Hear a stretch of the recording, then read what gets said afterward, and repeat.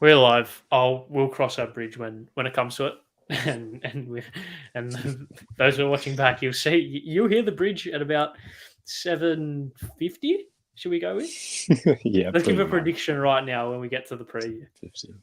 I Oh, reckon 7:53. 7:53. Well, there's a preview going. There's a preview going out at 8:15, so we can't be too late. We've got a 15-minute buffer, which is good. Yeah. But hello everyone, welcome back to another episode of The Rest. Another week. I'm your host, your co-host, Harrison Talks. I'm joined by Nathan, as always. And the smiles are getting ever more so smug Look, every week. just a little bit, but you know me, I will not I don't want to talk about it until it happens. Look, this week, if it gets up, I'm off the chain. I'm off the chain. Lids off. I'm gone. Yeah, my lid's way far gone. If important if, but Of course, if. yeah, look, good win on the weekend, and I was optimistic from the You from the were get go. not. You were not. You were the most Look, pessimistic I supporter, was. especially with Carlton Kilda. And you sent me a Look, very angry message at yes, halftime. it And I just was. waited. I just waited. Yeah, I knew when you didn't open it, I was like, okay, you're waiting in the case. Yeah. And then as soon as that final siren went, I was like, yep, I'll lie on the bet I made with the comment I did make. And fair enough. good win, Very nonetheless. good. We're nearly there. Couple more weeks, couple more wins. But apart from that, how was your weekend? Any 18th footy, as we always touch on? Any other surprising kind of things happening? Metro, country? No, it was a lot of it was. No? You're a quarter Cannons fan, are you? Yeah, massive, huge. They actually choked this weekend. They lost after a kick on the siren, a big kick after the siren from a Murray kid in Wangaratta. So, yeah, but Zane Dersma, I watched him kick 6 goals for Gippsland. He's very good, and his younger brother Willem, 16-year-old, he's played his second game for Gippsland as well in the under-18s and slotting in nicely. So, yeah, just the boys this week, and then the Vic Metro Country girls this weekend. So big Vic clash. Harley Reid update? No, he was. Well, he's playing fair. He was Essendon VFL. Oh, he was with Essendon VFL. Wasn't down at Shepley. Shock. What is a Shepley? Anyways, yeah, no. Weekend was good. Car won, which is great. Essendon nearly choked, which would have been all-time funny. But unfortunately, we can't all go. Well, we called it, didn't we? We're like, we know this will be 4 quarters of football, and that it certainly was. It certainly was. It certainly was. And we'll lead into our first talking point. But just touching on that briefly, it was the most Essendon game with all due respect. And I know, obviously, we have like this. Naturally, we have this subconscious bias. Naturally, but looking at it from an most objective perspective as possible, was the most Essendon performance, wasn't it? Oh, of course it was. Well, I kept tracking the score, and it was like even when they were up by 4 goals, I was like, "Oh, it's not game over. Like this somehow isn't game over." And yeah, look, it was. You just knew they were going to kick a goal though, like to win it. Like it was just. And I turned it on, I think in the last 60 seconds, and yeah, it was frustrating to see. Put it that way. It was like, wow, it was that close. Yeah, my dad turned to me after Alan or Marriage kicked the goal. He's like, it's West Coast and it's Essendon, of course. It's not going to end like this, right? But there you go. I guess that leads into very well to our first talking point. I think grand final preview. Owen reckons. Don't, and I see you like it. Don't, Owen, don't do this to me, please. Let's kick things off. I guess we'll preview that game a little bit later on, maybe, in some detail. But let's move on and let's get on to our first talking point. And this coming from that game, West Coast versus Essendon. Nathan Buckley and Kane Corns went on radio, and it was obviously touched on Footy Classified about the potential that West Coast didn't want to win that game against Essendon. You caught the last 60 seconds, which is handy because that's probably where the majority of the allegations of what potentially could have happened have taken place. West Coast were 5 goals down, brought their way back, hit the front, and then lost with a minute to go. If they won, you pretty much kiss pick 1 and Harley Reid goodbye. And not only you don't necessarily kiss Harley Reid goodbye, you say goodbye to the potential of a lot of trade opportunities that could very fast forward to rebuild quite exponentially. What are your I think the majority of the criticism probably lies around not having a spare behind the ball with a minute to go when you're under a kick in the lead. What was your takeaway of that kind of last minute before we speak about the ramifications of it? Do you just think it was just a team kicking a goal and nothing more of it, or do you think that West Coast weren't trying to lose but weren't fussed if they didn't win? Oh, I don't know. It's hard to say that. It's complicated. It's really It is complicated because if you look in the last couple of weeks with teams like, who was it a couple of weeks ago? Brisbane against Melbourne. It's like, why'd you just stop taking the game on? Like, why is there, defend? Well, as in, there's that criticism at least that they weren't trying to get another one and finish the game. So you can look at it like that and say, well, they did try and get another one. And look, I probably missed, I don't know, that first 30 seconds after Marriage kicked the goal. I didn't see it, but look, is it like subconscious sin of like, we know, like we don't know any different anyway. Like we'll see if we can kick a goal. Yeah, there's footage of Adam Simpson on the bench. Yeah, had clear instructions to not put a spare man behind the ball. Yeah, we're not football coaches. Huh? Furthest things from it, in fact. Huh? I reckon I've played in total about 5 games of full length footy games in my entire life, right? And I know I've never coached a football team, so I don't know what I'm speaking about realistically. But is it as basic as Adam Simpson thought?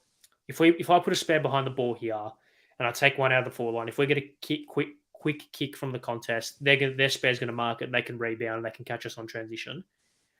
And so he thought that. So his solution to that was, right, I'll just keep the same structure. Hopefully that we have even numbers in front of the ball. So I back my midfield in to get the clearance, and we can lock it in our forward half, and then suffocate and then run the clock down from there. Right, repeat stoppage, etc., etc. Yeah. Is it as blatant as that? Is that just what it was, and they just got it wrong? Because, like, heaven forbid a coach gets something wrong here. They probably did get it wrong because their record would suggest they get quite a lot of things wrong in their game. So. Yeah, I mean, it's a high probability that it was probably that, but look, I don't know. Part of me thinks like that is a lot to lose though. Like if they did win, like, it is. It really could.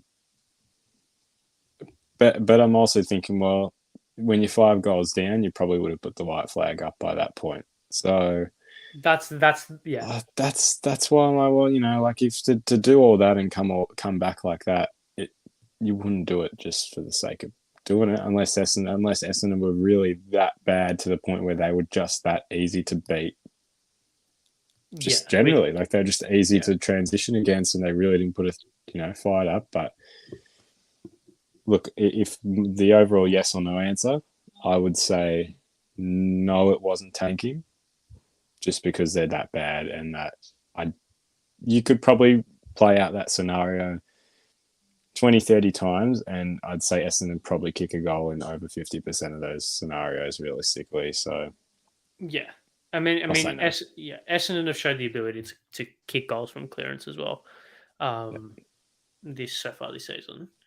I was going to raise a good point before I moved on to a separate talking point, but I forgot what I was going to say. The ball up. I was going to mention the ball up. Are you speaking about the quite horizontal nature of how the ball was thrown? Yes. Yeah. That angered me at the time. Very weird, strange ball up. Yeah. It was odd. It was very odd. Went behind the players. I don't think it...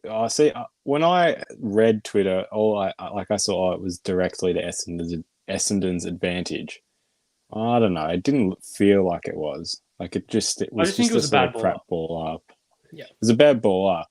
I don't think it could have gone straight up in the air and they still could have kicked the goal from it. Like I don't think it directly led to the goal. It was just coincidentally a bad ball up that was the start of it. But yeah, what was that? That was strange something. I know. I can't remember what I was going to mention. So I'll move on to the second talking point that I was going to bring up before we move on to the wider conversation about tanking and kind of draft pick lottery stuff. If you were a West Coast fan, actually no, that's what I was going to bring up. There's you like the argument surrounding tanking is that you don't tank, or if you're tanking, you don't come back from 5 goals down in the last quarter. It's not what you do. If you're tanking, you just white flag, just play the game out, don't try, and just it is what it is, right? 5 goals, 6 goals, 7 goal loss to Essendon away from home. Yeah, it's expected, right? Probably the scenario that all the algorithms have, right? So if you're tanking, you don't try come back only to lose the game. If you're a West Coast supporter and Ryan Marriage takes that mark, goes back and kicks a goal, and you're 90 seconds away from losing pick 1, because North Melbourne don't look like winning another game this season, right? Well, debatable if you look at who they play this weekend, but yeah, we'll get to that. We'll get to that. So you are 90 seconds away from winning a game. Great, you've won 2 games all year. Yeah, 2 games all year. You haven't really won a lot in the last 24 months. Winning culture is something very important within football clubs, right? But in the same vein, having pick 1 and having the monopoly around holding that pick is arguably more important, because you either get a generational talent in Harley Reid who can fast track your rebuild just because of how good he's been in juniors and just because of the presence that he brings. You can build that midfield around Elijah Hewitt, Ruben Gibby, and Harley Reid for a decade and a half, right? Or in another scenario, they trade that pick away for 3 first-round picks, bring in 3 very good players within the top 10. They fast-track their rebuild that way. If you're a West Coast supporter, when Ryan Marriage takes that mark, do you want him to kick it? Oh, do you want him to kick it? I'd say yes. You value winning. You have to value winning. Like, okay. It is short-term success compared to long. Well, no guaranteed long-term success, but you're not guaranteed long-term success. Yes, I agree. But the chance of it, right? Yeah. But if Marriage's kick sails skinny, or it goes skinny, wide of the goal, Essendon lock the game down, they win by 3-4 points or whatever it was, whatever it would have been. Yeah, they didn't get the 4 points. Yeah, they didn't win. But West Coast can turn around and say, you know what? Essendon have been in the 8 for the majority of the year. They're a very good side, away from home, 5 goals down. We put up a fight. It's a moral victory, right? As the English would say. As the English would say. It's a moral victory, right? Surely, tangible 4 points is not that big of a deal in comparison to what. Yeah. Especially considering the circumstance. I would agree if West Coast were going out there every week and losing by 100 points, which I have done, but not this week, then okay, fair enough. I think winning culture trumps picks. But West Coast are 5 goals down, they come back and they lose by under a kick. I think that's a moral victory enough for the players to turn around and say, you know what? Gave it all, just fell short. If Ryan Marriage just kicks the ball straight, we win the game. And it doesn't really matter. If that kind of makes sense. Yeah, it does. Yeah, I mean, look, this might be a game in like 2 years, 3 years' time you'll look back at. Yeah, well, sort of. But for like the opposite reasons of like, well, maybe like pick 3 will be like the ultimate superstar, like pick 2. I say pick 3 because Jed Walter, who will most likely go 2, will go to Suns. So I think pick 3. Pick 3 might be the superstar. Nick Watson.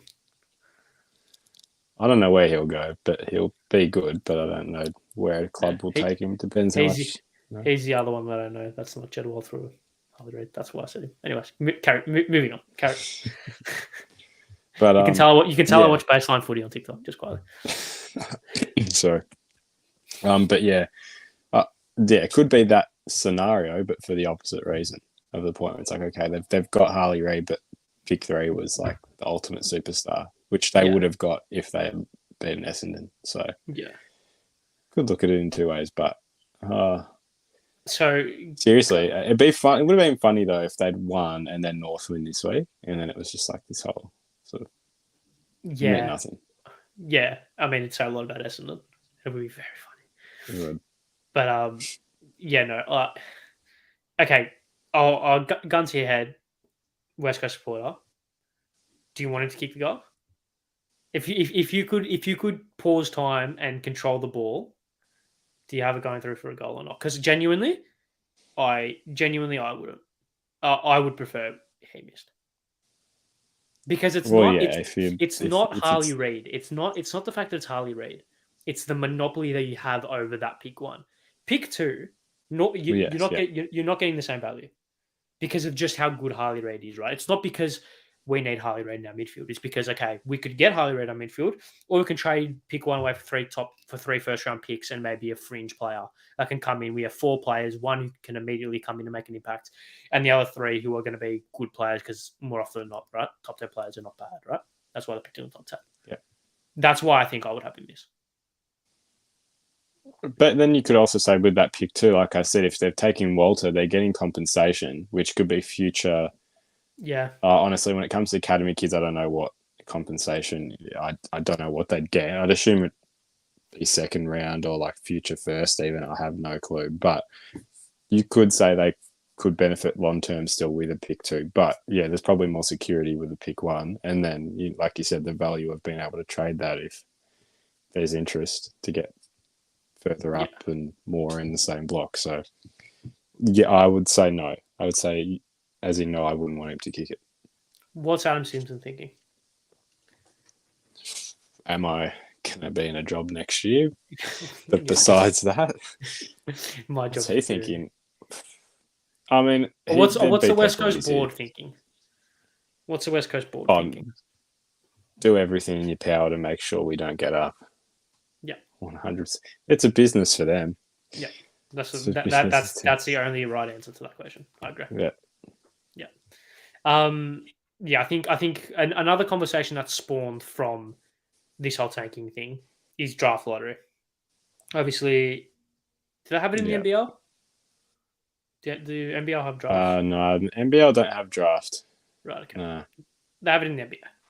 They have it in a lot of the American sports where top, bottom four, bottom six, bottom eight, whatever, go into a lottery for the number one pick, and then obviously it goes down from there, right? As in like second pick, third pick, fourth pick, whatever. I was listening to the Trades podcast today with Scoops McClure and Mitch Cleary, where they said they floated the idea of having the bottom two even, or the bottom four having 100 balls in a bucket, 60 go to pit, so the 10 that finish last, and then divide it down by then, right? Would that alleviate tanking? Or, as a point that they raised, would West Coast be thinking, say there was a draft lottery this year, would West Coast be thinking when Ryan Marish has that ball in his hands to win them the game, essentially, or to give them a chance to win the game, would it be like, okay, I'd rather have 60 balls in that bucket than 40? Or do you think that doesn't matter? Yeah. I don't know. I don't know. Like, I'm not a big fan of a lottery as it is because I do think it gives teams who just generally have a bad year a shot at literally just bouncing back like that. Like Fred. Yes. So the example in the NBA this year was Detroit finished with the worst. Was it the worst record or second worst record? They won like 15 games out of their 82, and they got pick 6 or pick 5. So like a team who genuinely sucks, and they've just got no luck. So yeah. Would it change their perspective if you had 40 or 60? Yeah, well, yes, probably would as well. Like you'd think surely you'd want a better chance. But you're incentivized to win more, surely. Well, unless you give the bottom two teams equal shot, because maybe that's which you could never do really, because then there's no, there is a world in which one can win one and second last can win 8. Fourth. So yeah. So yeah, look, I still it's a weird. It's obviously something that is very novel to the AFL. Something like this. It's very Americanized. It would commercialize a sport because Dylan makes all that money on that broadcast on that random Tuesday night, the AFL draft lottery sponsored by Hungry Jacks or whatever, right? You commercialize it, you market it, you broadcast it, money. Everyone goes home laughing, right? Yeah. Do you think they'll do it Do you think, like, do you genuinely think they'll do it or not, or do you just think it's it Probably, just is what it is? well, probably not, but I still think you can easily fix the draft by.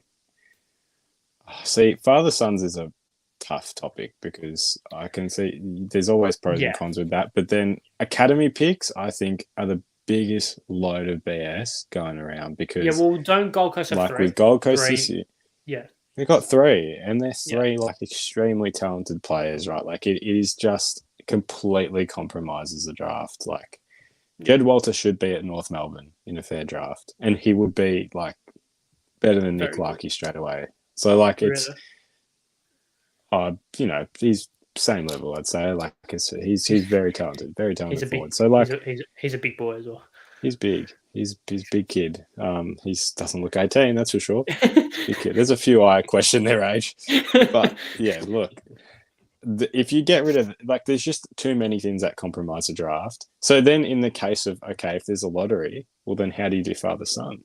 You can't because Yeah, so- like there's no point of doing it because so let's say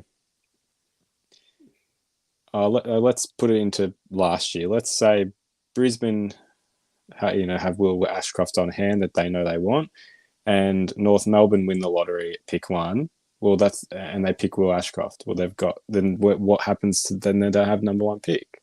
The whole point of the lottery is to like yes, I know give what you're saying. viewers. Yeah.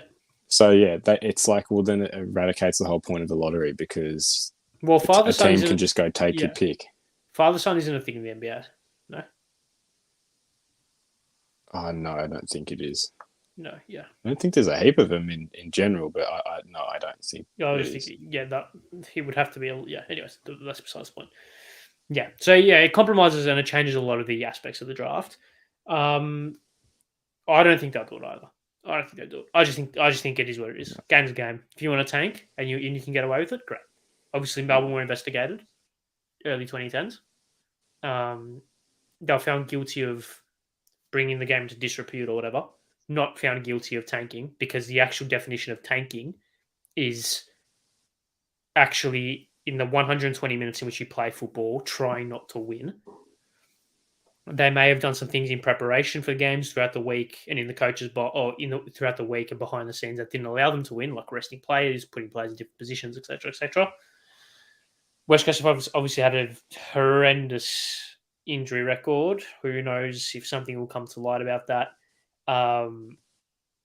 If something will come to light about that in the coming years, I doubt it because I think it is genuine, but it is what it is. Yeah, it's one of the tricky situations. I don't think we're going to be. I think we're speaking about it in relation to West Coast this year. North were on the worst losing streak in AFL history ever since 1930 something. They're not that good either. Yeah, that's gone completely under the radar, but I feel like they've had a bit more time at the moment. It feels like that's what North have flatlined for like 4 years. West Coast were up here and have gone bang. Yeah, which probably highlights and spotlights their downfall far more than North's. But anyway, regardless, moving on. A couple more talking points to get through. Let's speak on Nick Daicos, shall we? Let's speak on Nick Daicos. Here we go. This has blown a lot of things wide open. Brownlow race, premiership race. It's questioned the integrity of a lot of different things. Should Nick Daicos have played that game against Hawthorn after he suffered bone bruising 2 weeks prior against Port Adelaide, and subsequently should he have played against Carlton and now Hawthorn? Hindsight's obviously a beautiful thing. He broke, essentially fractured that same leg that he suffered bone bruising on. Should he have played? Well, I say yes, but only because the player controls if they play. I think at the end of the day, it comes down to what the player thinks is right. If you have trust in, your recovery, etc. So I don't. He wouldn't have played if he didn't think he was fit to play. And when it comes to players who have a niggle the week before and play and get injured, I think that's your own fault. That's right. You've put yourself at that risk of doing it. So look, he must have tried. I mean, like they're professionals, right? I'm sure they recover as well as they possibly can. So he must have trusted himself to come through. Unless it was just overconfidence that I'll be good and Oh yeah, it'll be all right, which could have been because I guess adrenaline you get up for these games.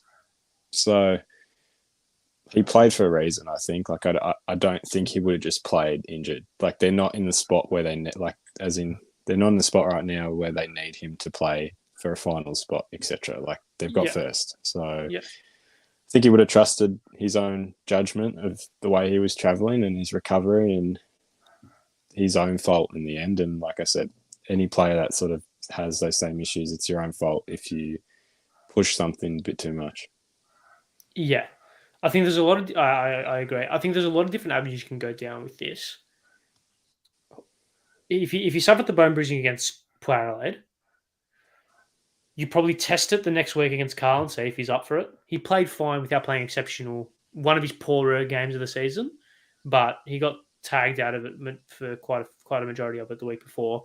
Was okay against Carl without being exceptional, without being unreal. And then I want to make a good point here in the comments. You versus Hawthorn, who granted they got belted by, but is there any point? Is there any point playing Nick Daicos in a game against Hawthorn when you've already got top spots secured? And it's an ability to not only rest players, but also test things out for finals to see if anything can happen. See if they can change anything structurally or personnel-wise that could potentially give them an advantage in finals. What I have just thought of here, and I really hope this isn't the case, because we'll touch on the Brownlow ramifications of this injury, soon. 6-week injury. He'll be back for the second week of finals. That's as the timeline suggests. But Nathan Murphy is recovered from a syndesmosis in 3 hours, so he could probably play next week for all we know. I just had a thought, which I don't think is true, or I don't think is a possibility, but I think it's good to bring up nonetheless. Nick Daicos is the favourite for the Brownlow. The AFL predictor has him 3 votes clear, I think, of Mark Sponsor of Tim Taranto as things stand. Did Nick Daicos get injured against Port Adelaide, get through relatively unscathed against Carlton, and look to Hawthorn and think, I can get 3 votes here? And he pushed himself potentially to an area where he didn't need to go in an attempt for individual glory.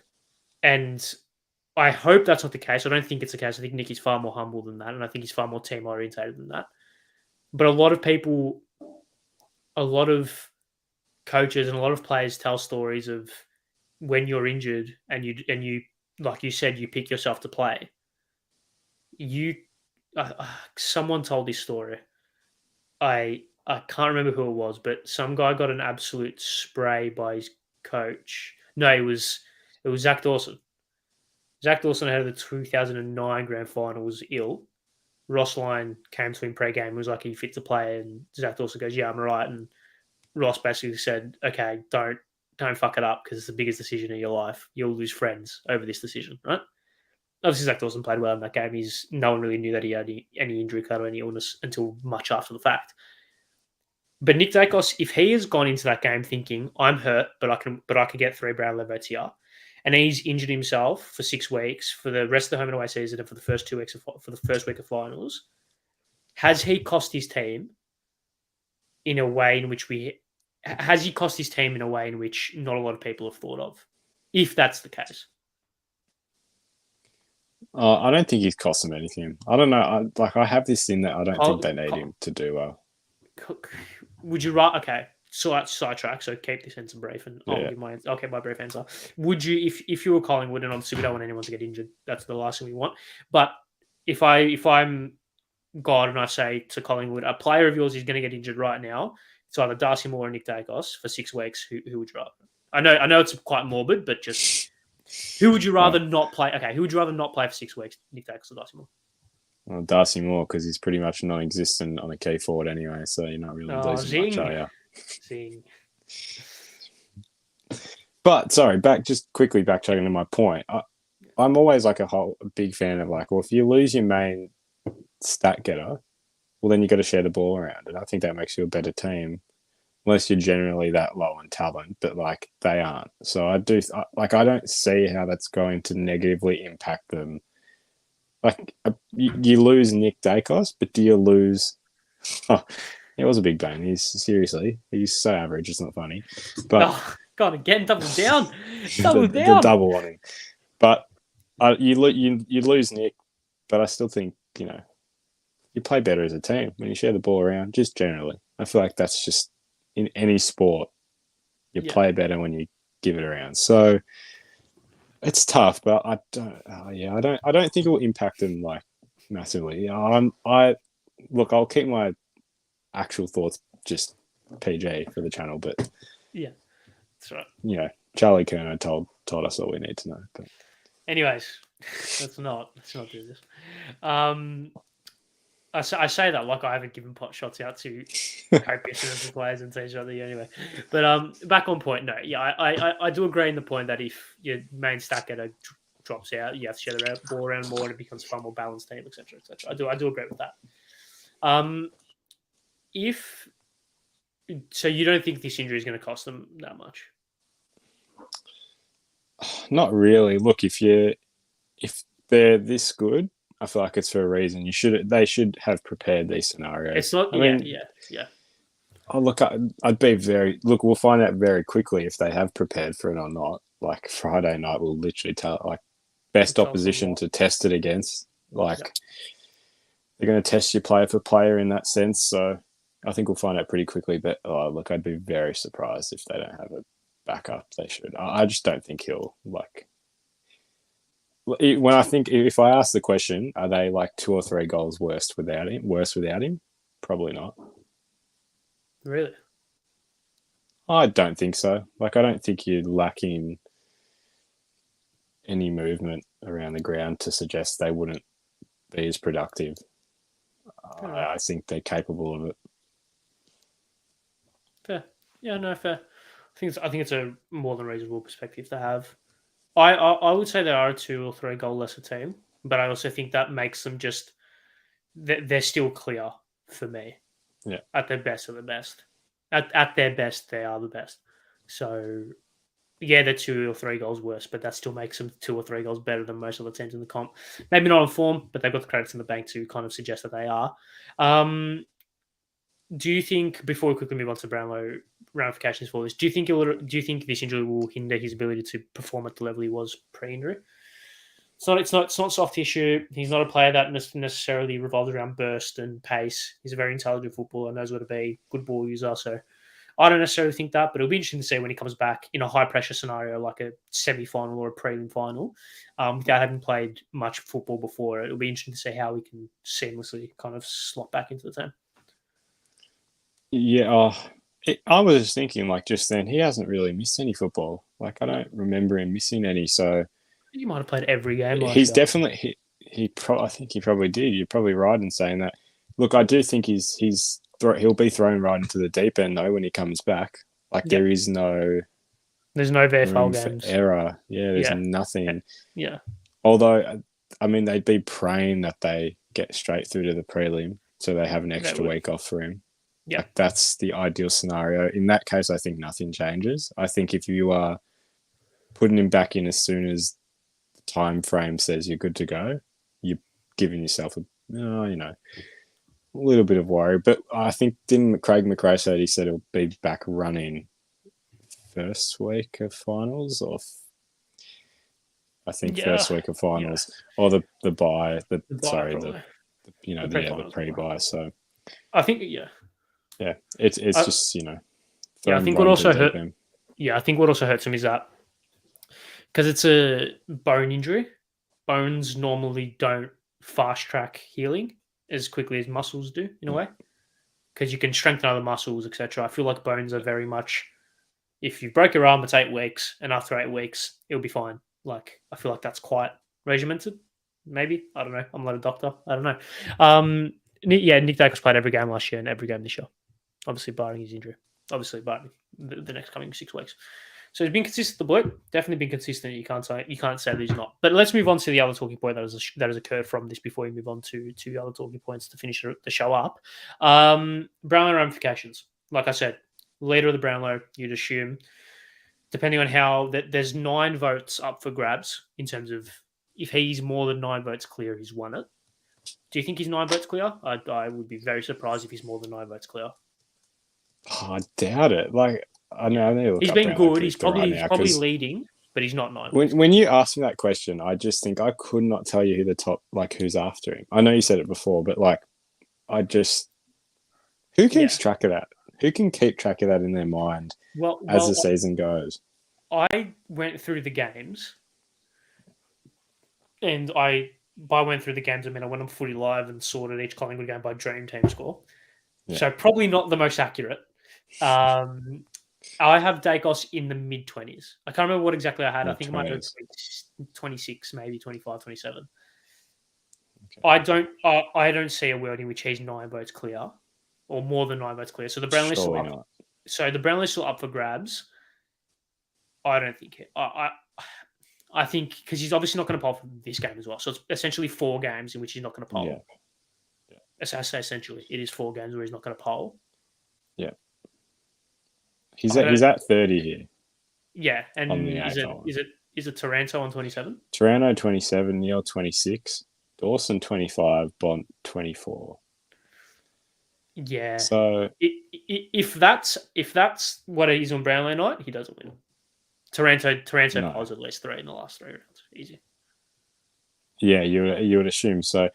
It's weird now. Like 30 votes would win you the Brownlow. Like 90% of the time when you go back like 3 or 4 years ago. Now it's like minimum 30. What did Cripps win it with? That was only 29 he won it with, didn't he? Good question. Very good question. Bear with. So, well, yeah. Cripps won with 29, yeah. Cripps won with 29. So really 30 can win you. It was 29, 36, 31 in an 18-game year is insane for Lachie Neale. Jesus. Nuts. 33, 28, 36, 35, 31, 26, 28, 30, asterisk 26, 34, 30. So, yeah. Well, you'd probably assume 30 plus this year is going to win it for you. Just if they've got Daicos on 30 right 32. Now, 30 plus will have to win it, obviously. Yeah. If who wins it from you? I'm assuming Daicos. Daicos, like, can Daicos win it? Like, there's obviously a reality in which Daicos can win it, obviously, because he's probably leading, and there is a reality where Taranto, Bont, Neale, Petrarca don't, and even Taranto don't poll for the rest of the season. Right? That's obviously a reality that could happen. Probably won't happen. I don't think he wins it. I just think if this was 2 games left, maybe, but it's essentially 4 games where he doesn't poll. I don't know. I don't see it. He's tough, and neither do I.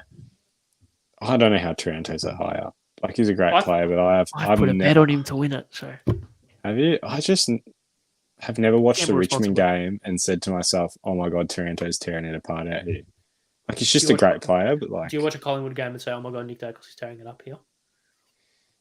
No, but I notice he gets a lot more of the ball than Taranto does. Like, I feel like Taranto just Bont, I notice. I feel like I notice Bontempelli.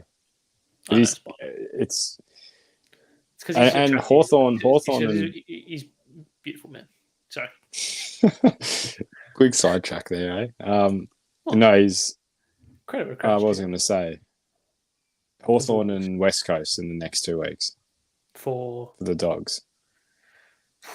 That's got 32. That's got 32 and 3 written all over it for 2 weeks, doesn't it? Yeah, so that's and that feels, that could be a 2.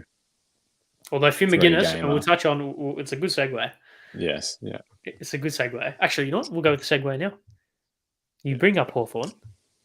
Has the tagger returned? Finn McGuinness destroyed Nick Daicos, obviously prior to the injury. And I feel like the injury happened in the middle of the game. It wasn't something that he was carrying. So I feel like we can speak about the first.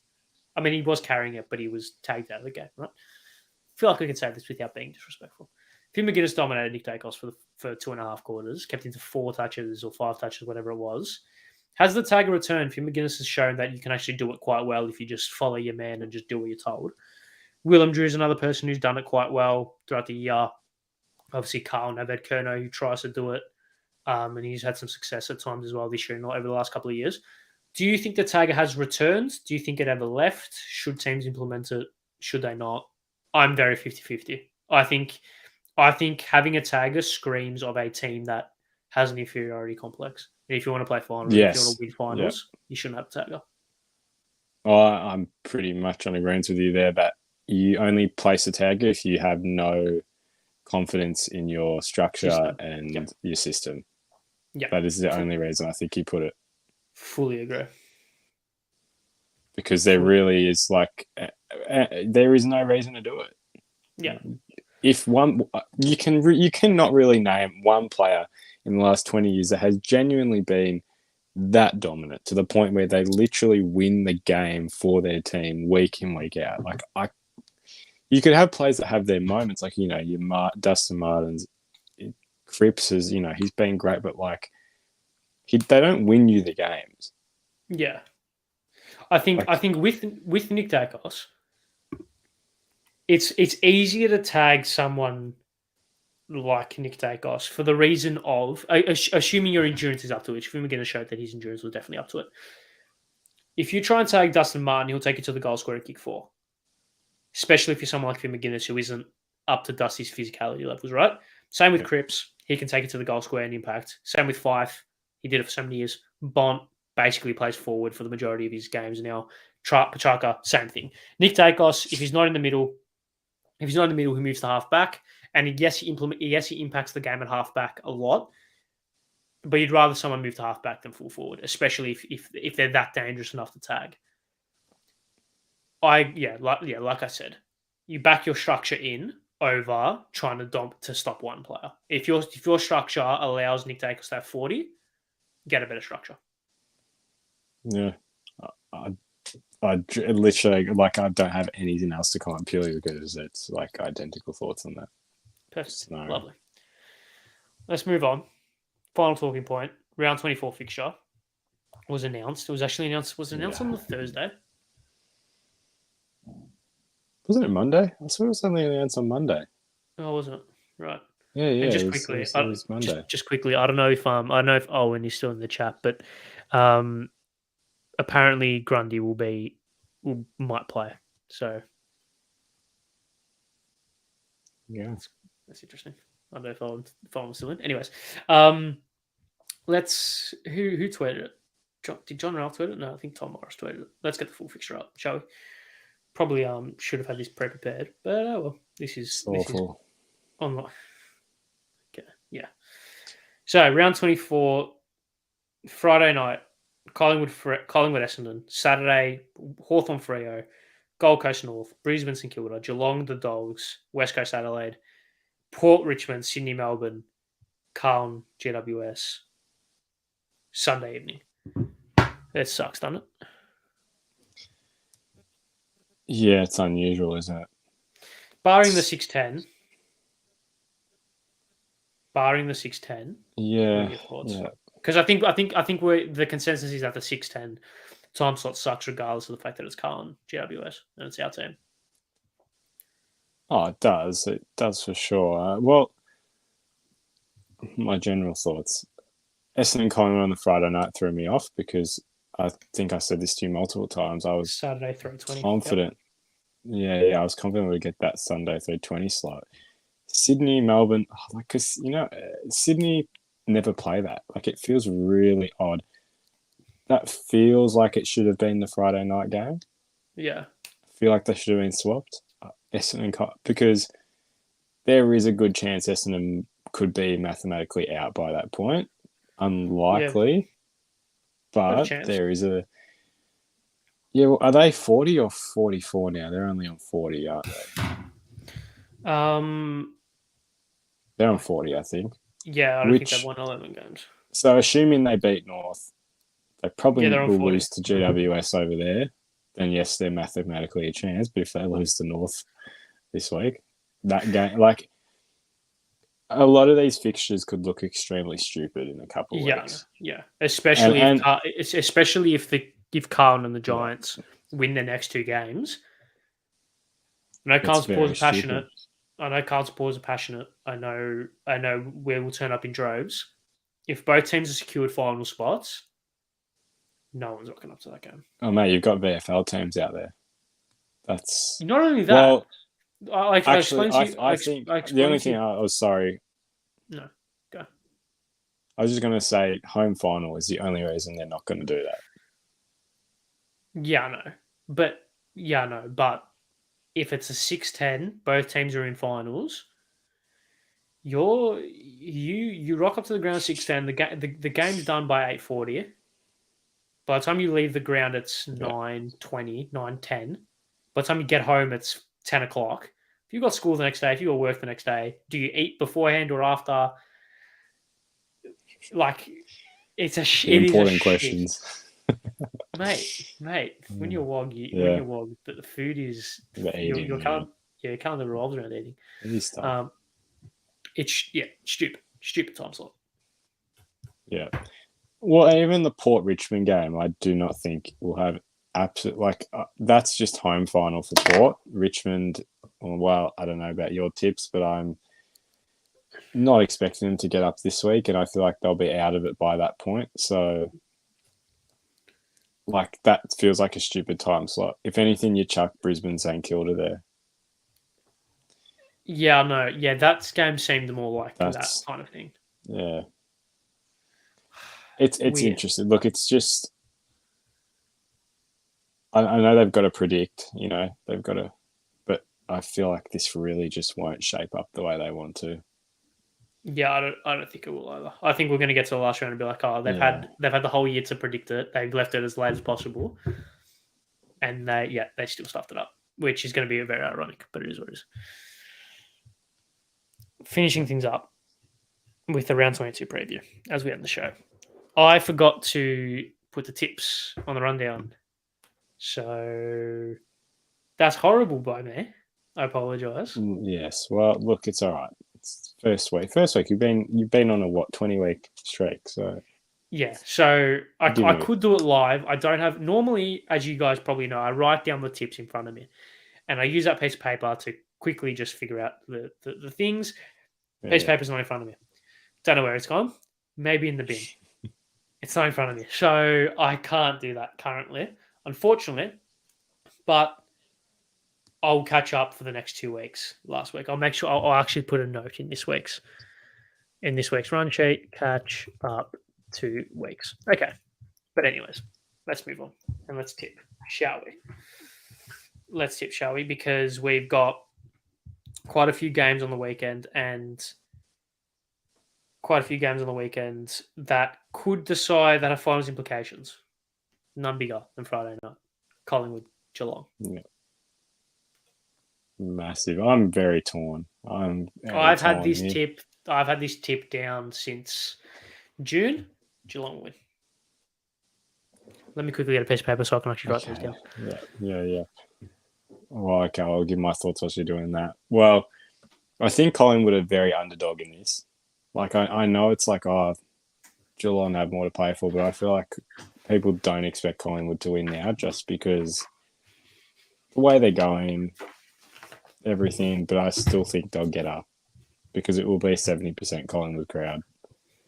So, it'll be very tough. I just think Collingwood will get up. They have it over Geelong, and I know there was the whole qualifying final, but you take that out, Collingwood always seem to get it done against them. They always seem to roll them. Earlier this year, it was pretty emphatic performance, especially in the second half.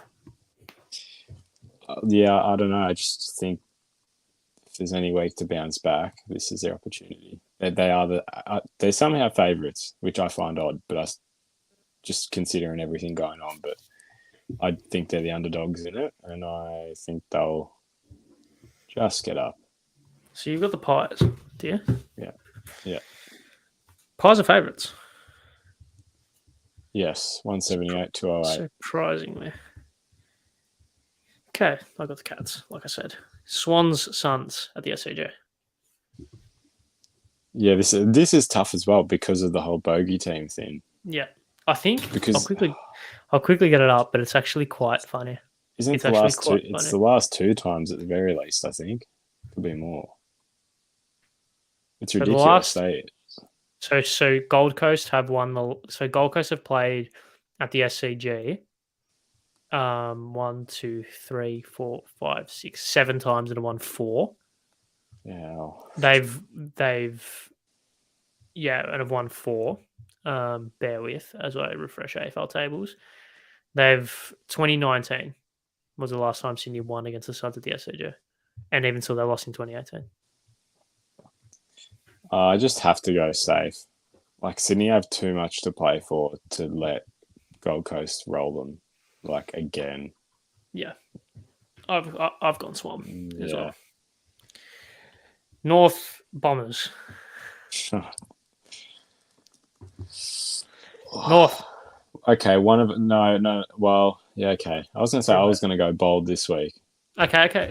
I'll go bold. I'll take the you, North this week you go North. I'll sit with the Bombers. for the double. Right, this is for the double if they get up. Okay, sure. I'll give you double. Brisbane versus Adelaide at the Gabba. Brisbane. I actually already had it written down for you. Brisbane will win. Carlton versus Melbourne at the MCG. Yeah. Carlton. Oh, you're on us. No, but this is our streak, right? I've tipped Carlton since the Essendon game, and we've won every game. And you've tipped against. Yeah, again. So I have to. Don't change. The most anticipated derby of all derbies. Fun fact: this was actually the exact same 2 fixtures on the Saturday night last year in round 22. Oh. I just like had a memory. Hopefully, we don't get a repeat. Well, that's what Scar was like. I remember West Coast Freo being on that night as well because no one was talking about it. It was just fun fact there, Freo. Yes, I agree. Hawthorn versus Dogs at UTAS. I think it'll be closer than expected because of the Tasmania aspects, but I still think Dogs. I've got the Hawks. Good. They took it up. Well, that was again like round 23, and Hawthorn were challenging them, but Dogs were just too strong. Yeah. St Kilda Saints versus Richmond Tigers at Marvel Stadium. You going? Yeah, nah. Uni assignment. I'd rather sort of have to finish. No, I actually do because I leave everything to the last minute. So I'm a very like. Well, uni assignments are due second week of uni. No, I'm 4th week because I told you I started like I'm 4th week. So this is my second week. But second week, and I already started skipping classes. There you go. But I'm a very like. I feel like I do my best work like late. Yeah, like it's like because you're forced. Yeah, you're forced to do it, right? But so no. And short answer, no, I'm not going. Saints. If they lose this, like, come on, like that is. Yeah. Port Giants at Adelaide Oval. What are you? Okay, are you sticking with them? I'm on the Giants bandwagon. I know they didn't get up last week. But I'm on the Giants bandwagon. Quick talk. Port's retro. Hi. Yes or no? I understand why the white is bigger because it's remake by Macro and they can't copy it, but the white's too big. It kind of pisses me off a little bit. It's like you got to. I understand they can't literally make it identical, but it looks a little weird. It's a little odd, but it's good. It's still a good Guernsey. But no, hot for me. Hot, right? It is good. Full on question marks if Port don't win this. This is like straight sets areas. Yeah, this is dropping out of top 4 areas if they don't win. Yeah, it definitely is. But Giants travel really well. I mean, I'm going Port. I have to stick with my gut, but I could. This is Charlie Giants Dixon. Upset territory. It is. So yeah, you've got Pies, Swan, North, Brisbane, Carlton, Freo, Dogs, Saints, Port. I've got Cats, Swam, Essendon, Brisbane, Melbourne, Freo, Hawthorn, St Kilda, Giants. We differ on 1, 2, 3, 4, 5. Big chance for a comeback from there. which we don't know the I still got scores. my double. Yeah, but you're cheating. Not in the spirit of the game, mate. Come on. Not in the spirit of the game. Come on. You know what? Maybe I just won't use it. I'll back myself to win it without the double. That'd just be even better. Do it. I'll see what the score is next week when you've added, and then I'll make my decision from there. I'll either back myself to get it done, or I'll just use the safety net pretty much. Guess we'll have to wait and see. But that is all we have time for today on the rest. Thank you very much, Nathan, for joining me once again. Make sure you stick around in 20 minutes for the preview of the game on Saturday night. We will both be attending. Can't wait. Going to be great fun. Make sure you follow both of us on Twitter at r_1_starmat Nath Seppi. Make sure you subscribe to the Blue Board YouTube channel. Give the video a like. See you guys next week. Goodbye.